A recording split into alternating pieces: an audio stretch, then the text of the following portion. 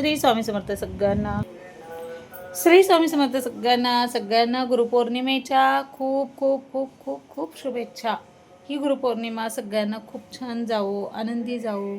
आणि गुरूंना हेच मागणं आहे की गुरूंना एकच मागणं आहे की सगळ्यांना सुखी ठेव आणि मग मला ठेव. माझ्या मुलाबाळांना सुखी ठेव, माझ्या नवऱ्याला सुखी ठेव, तुमचा सदैव वास घरात राहू द्या. हेच तर गुरूंना मागायचं असतं. आणि गुरूंची सेवा वारंवार गुरु करून घ्यावी माझ्याकडनं, कारण खंड पडतो सेवेमध्ये. तर माझ्याकडनं सेवा सतत घडावी गुरूंची, हे मागायचं आहे. कारण आज सगळेजण गुरुपौर्णिमेचं मठावर गेलेले आहेत स्वामींच्या, पण मला काही जाता आलं नाही आहे. मग आज सुट्टी घेतली, म्हणलं आज आपण सहस्त्रनामावली करून घ्यावी.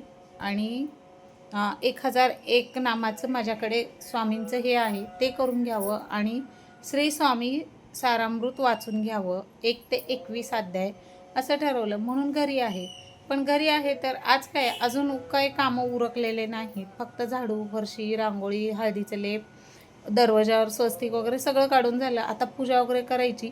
पण त्यात थोडंसं असं झालं की साहेबांची तब्येत ठीक नाही आहे, त्यामुळे थोडंसं चिंताग्रस्त आहे. पण नका काळजी करू, साहेब आमचे ठीक होतील. थोडंसं पोट दुखते, बाकी सेवा सगळी होणारच आहे. तर आज व्हिडिओ पूर्ण बघा तुम्ही. आजची गुरूंसाठी सेवा काय काय होणार आहे, स्वामी समर्थांचं पण करायचं, आपल्या गुरूंचं पण करायचं. आणि गुरुवर्य नानांकडे जाते मी, तर त्यांच्याकडे जाऊन खूप फरक पडला आहे. खूप परपंचालच म्हणजे जे काही कर्ज वगैरे होतं थोडंफार, ते सगळं कमी कमी होत चाललेलं आहे. आणि कष्टाला बळ भेटत चाललेलं आहे गुरूंकडनं.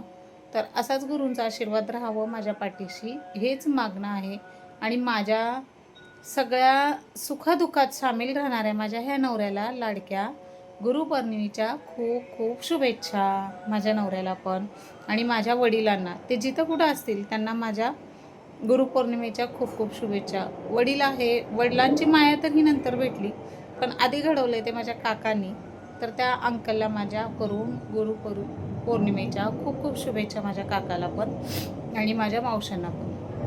कारण मावशांनी आणि काकांनी जास्त घडवलेलं आहे. आज जे हाडामासाचं दंड दिसत आहे ते त्यांच्यामुळं आहे, माझ्या आजी आजोबांमुळं आहे. कारण आईचं घ्यायचं नाव तर मावशांनी ना आजी आजोबांनी जे दंड दिलं ते आईने कष्ट करून करून झिजून घेतलं. त्यामुळं आईला काय बोलायचं मला सुचत नाही आणि मी काही बोलणार पण नाही आहे. चांगलं बोललं तरी पण त्यांना राग येतं, वाईट बोललं तरी पण राग येतं. त्यामुळं गुरुपौर्णिमेचं कुणाला दुखवायला नको, म्हणून परत एकदा माझी मावशी काकांना गुरुपौर्णिमेच्या खूप खूप खूप खूप शुभेच्छा. आणि माझ्या लाडक्या भावाला पाठीशी उभा राहतो, पण आता जे ते ज्याच्या त्याच्या कामात व्यस्त आहे, त्याला पण खूप खूप शुभेच्छा गुरुपौर्णिमेच्या माझ्याकडून. लहान आहे पण मोठा अगदी वडिलांसारखा खंबीरपणे उभा राहतो, त्याला पण. म्हणजे माझ्या सगळ्या फॅमिलीला गुरुपौर्णिमेच्या खूप खूप खूप खूप शुभेच्छा.